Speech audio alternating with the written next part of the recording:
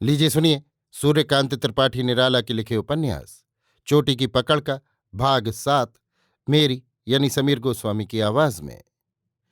तीसरे दिन राजा साहब की चलने की तैयारी हुई। एजाज को भी चलना था। उससे बातचीत हो चुकी थी। उसने तैयारी कर ली। इस बार नसीम और सिकत्तर को यहीं छोड़ा। नसीम को कुल बातें लिखवा दी। एक नकल अपने पास रखी। थोड़ा सा सामान और गुलशन को लेकर जेट्टी के लिए गाड़ी पर बैठी। राजा साहब के साथ कुल सहूलियतें हैं। खुशी खुशी चल दी। आदमियों से थानेदार साहब को भेद नहीं मालूम हो सका। फाटक के बाहर रास्ते पर भेस बदले हुए पुलिस के सिपाही थे, कुछ और आदमी। थानेदार निकलकर उल्टे रास्ते चले। काफी दूर निकल गए। फिर एक एक छंटने लगे। थानेदार रेलवे स्टेशन से डायमंड हार्बर की तरफ रवाना हुए। जेट्टी से राजा साहब का स्टीमर लगा हुआ था। आने जाने के सुबीते के लिए उन्होंने खरीदा था। अच्छा खासा स्टीमर, 2 मंजिला। नीचे सामान लद चुका था। सिपाही, खानसामे, बाबू, पाचक और खिदमतगार आ चुके थे। डेक की एक बगल लोहे के चूल्हों पर खाना पक रहा था।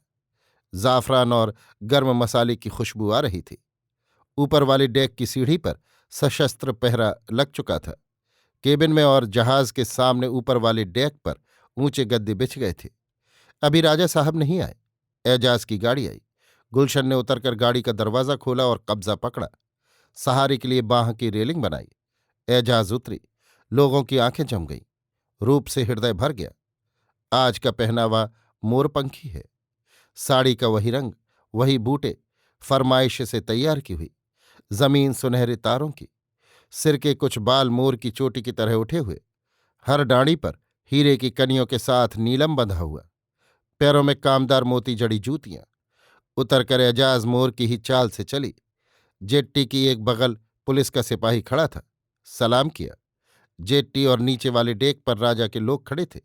देखकर खुश हुए, पर मुंह फेर कर दूसरे को सुनाकर गाली दी।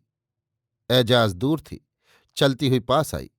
लोगों ने रास्ता निकाल दिया। डेक पर जाने की काठ की सीढ़ी लगा दी। उस डेक से दूसरे तले की सीढ़ी पर वो चढ़ने लगी। सिपाही ने रानी साहिबा की सशस्त्र सलामी दी। हाथ उठाकर एजाज ऊपर गई। गुलशन ने पूछा, कहाँ रहिएगा? केबिन में, जब तक राजा नहीं आते। लोग अड़े हैं, कुछ उनका भी ख्याल, कहते हुए गुलशन ने केबिन का दरवाज़ा खोला। अभी साड़ी और पहनावा देख रहे हैं, कहती हुई एजाज केबिन में चली गई। जब आदमी को देखेंगे तब तू ही ठहरेगी, इस पहनावे से तो नहीं घिसटते। एजाज ने गुलशन की साड़ी का छोर खींचा। गुलशन मुस्कुरा दी। अच्छा चलो, केबिन के सामने वाली कुर्सी पर बैठो जरा देर। मैं कहती हूं, राजा साहब के आने पर डेक पर महफिल लगेगी। तू राजा साहब बन जा, मैं शीशा और प्याली ले लूं। गुलशन भग गई। दूसरी तरफ से बाहर निकली और कुर्सी पर बैठ गई। कोच बक्स की बगल में बैठे सिपाही ने पेटियां उठवाकर एजाज के केबिन में लगवा दी। चलते वक्त सलामी दी। एजाज ने गुलशन से 20 रुपये ले लेने के लिए कहा। 5 खुद ले, 5 कोचमैन और साइस को दे, 5 डेक के पहरेदार को, 5 पुलिस के सिपाही को। सिपाही के चले जाने पर गुलशन को भेजकर राजा साहब के एक खिदमतगार से मालूम किया राजा साहब और पुलिस के सिपाहियों को क्या इनाम मिला। जेटी पर जहाज के ठहरने का 3 मिनट समय रह गया। राजा साहब की गाड़ी आई। सिपाहियों और नौकरों पर अदबी सन्नाटा छा गया। रफ्तार के बढ़ने पर भी शोरगुल का नाम न रहा। शान के कदम उठाते हुए जेट्टी से गुजरकर राजा साहब ने डेक पर चढ़ने वाला पीतल का चिकना डंडा पकड़ा। एक बगल साथ आए हुए सशस्त्र अर्दली और सीढ़ी के पहरेदार ने खड़े होकर बंदूक की सलामी दी। राजा साहब सीढ़ी से चढ़े। ऊपर के डेक पर, जहां सीढ़ी खत्म होती है, एजाज खड़ी थी। उसके पीछे गुलशन। एजाज ने ललित सलाम किया। राजा साहब ने हथेली थाम ली। दोनों साथ साथ सामने बिस्तर की ओर बढ़े। गद्दे पर पहले एजाज ने पैर रखा। दोनों तकिए लेकर बैठे। राजा साहब अतृप्त आंखों से एजाज का खुलता हुआ रूप और पहनावा देखते रहे। जरा देर के लिए सेक्रेटरी आए। राजा साहब ने पुलिस के लिए कहकर जहाज खोल देने की आज्ञा दी। जेट्टी से बंधी हुई जहाज की मोटी रस्सियां और लोहे की सांकलें खोली गईं। जहाज घूमा, फिर हुगली नदी से होकर दक्षिण की ओर चला। ऊपर के पीछे वाले हिस्से में सेक्रेटरी, कुछ कर्मचारी और ऊंचे पद वाले सिपाहियों के अफसर बैठे। एजाज हुगली में बंधे हुए अंग्रेज, फ्रेंच, जर्मन और अमेरिकन बड़े बड़े जहाज देख रही थी। और उनसे होने वाले विशाल व्यापार का अंदाजा लगा रही थी। मधुर दखिनाव के तेज झोंके लग रहे थे। दिल को कोई रह रहकर गुदगुदा रहा था। जहाज फोर्ट विलियम किले के पास आया। किनारे लड़ाई के दो जहाज बंधे थे। इनकी बनावट दूसरी तरह की थी, रंग पानी से मिलता हुआ। एजाज ने चाव से इन जहाजों को देखा। एक नज़र हाईकोर्ट की विशाल इमारत पर डाली। एडन गार्डन की याद आई। यहां हवाखोरी के लिए वो बहुत आ चुकी है। ये एक शिकारगाह भी है। शाम को शहर के रईस बड़ी संख्या में आते हैं, टहलते हैं और बैंड सुनते हैं। जहाज तेजी से बढ़ने लगा। राजा साहब ने घंटी बजाई। एक बैरा आया। लाल पानी। राजा साहब ने बैरा से कहा। बैरा शैंपेन की बोतल, बर्फ, छोटा टम्बलर और पैग ट्रे पर लाकर रख गया। गुलशन एजाज की बगल में बैठकर टम्बलर में बर्फ और शैंपेन मिलाने लगी। पाचक ब्राह्मण कटलेट, चाप और कबाब चांदी की तश्तरियों पर रख गया। कहार ट्रे पर ढक्कनदार चांदी के गिलासों में पानी ले आया।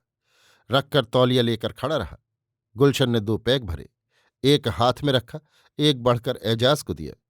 एजाज ने पैग चूमकर राजा साहब के हाथ में दिया, फिर अपना लिया। गुड लक हुआ। दोनों पीने लगे। प्रायः 1 डजन पैग थे। ये पिया पैग एक ही बैठक में नहीं इस्तेमाल करते। गुलशन तीसरा और चौथा पैग तैयार करने लगी। पैग खत्म करके राजा साहब ने हाथ बढ़ाया। बैरा ने पकड़ लिया। एजाज ने भी बढ़ाया। गुलशन ने तीसरा दौर तैयार करके चांदी की पैग रखने वाली रिकाब में लगाकर दोनों के बीच में रख दिया। दोनों मौसम, गंगा, शिवपुर के बागीचे, हवा आदि का जिक्र करते हुए साथ साथ नाश्ता करने लगे। दूसरा दौर भी समाप्त हुआ। तीसरा भी हुआ। नशे का प्रभाव बढ़ने लगा। दोनों के हाथ धुला दिए गए। गिलोरी और सिगरेट की तश्तरियों को छोड़कर नौकर और कुल चीजें उठा ले गए। फिर केबिन के पास के पर्दे आड़ के लिए खोलकर रेलिंग के डंडों के साथ बांधने लगे। कीमती हारमोनियम लाकर रख दिया। गुलशन को छोड़कर और सब बाहर निकल गए। कुछ सुनने की तबीयत हो रही है, राजा साहब ने प्रेम से कहा। एजाज ने गुलशन की तरफ देखा। गुलशन ने पीकदान बढ़ाया। पान थूक कर एजाज ने कहा, तेज हवा है, आवाज उड़ जाएगी। कहकर हारमोनियम खोला। तुम्हारा गाना है। हारमोनियम हो, पियानो या सितार, इसराज छाकर रहेगा।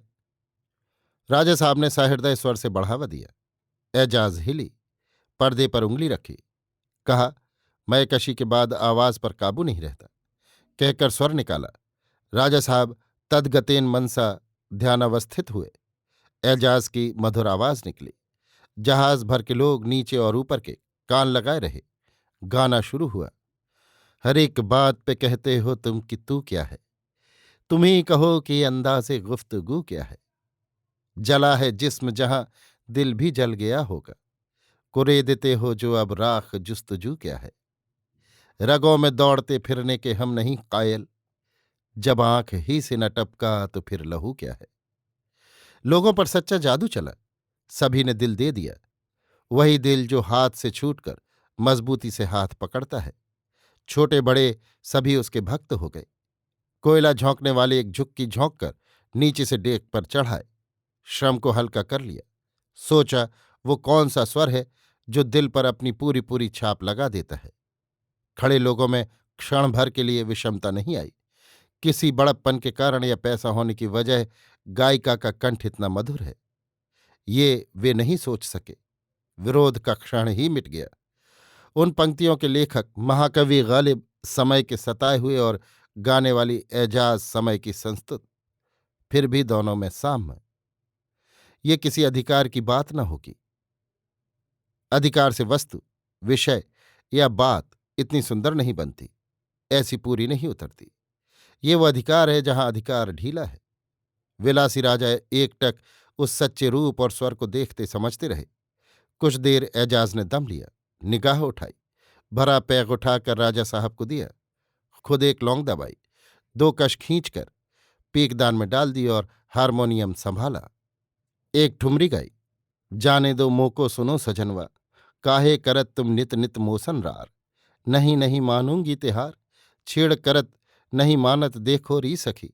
मेरी सुने न, बिंदा करत अब नित नित मोसन रार। नहीं नहीं मानूंगी तिहार। अभी दोपहर नहीं हुई, भैरवी का वक्त पार नहीं हुआ। श्रीश राजा साहब को गंभीर और चलते हुए जहाज के सिवा कोई आवाज न आती हुई देखकर एजाज समझ गई लोग कान लगाए हुए हैं। वो खुशी से भर गई।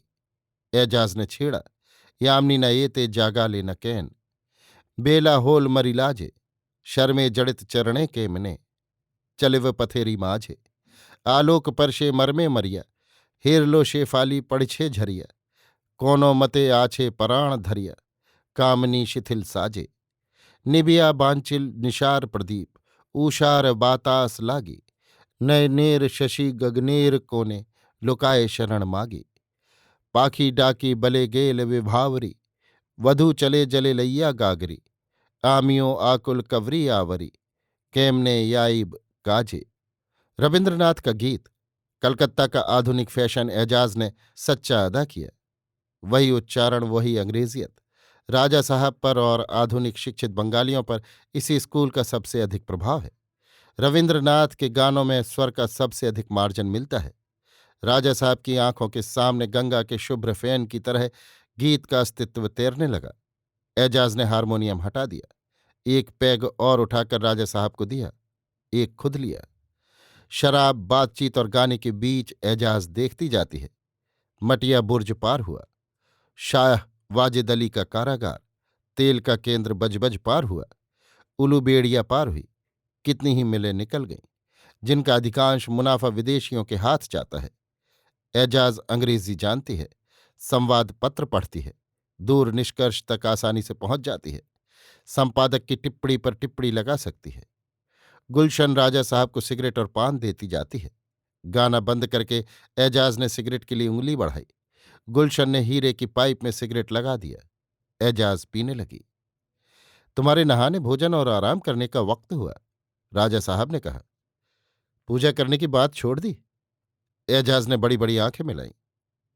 वो दिल में होती रह गई, उसने मिला भी दिया। राजा खामोश हो गए। एजाज ने कहा, तुम उठो, नहाना मत, तौलिया गर्म पानी से निचोड़कर बदन पुछवा डालो, धोती बदल दो। शराब पर नहाना? राजा साहब उठ गए। एजाज बैठी हुई नदी की शुभ्र शोभा, श्याम तटभूमि देखती रही। अभी आप सुन रहे थे सूर्यकांत त्रिपाठी निराला के लिखे उपन्यास चोटी की पकड़ का भाग 7, मेरी यानी समीर गोस्वामी की आवाज में।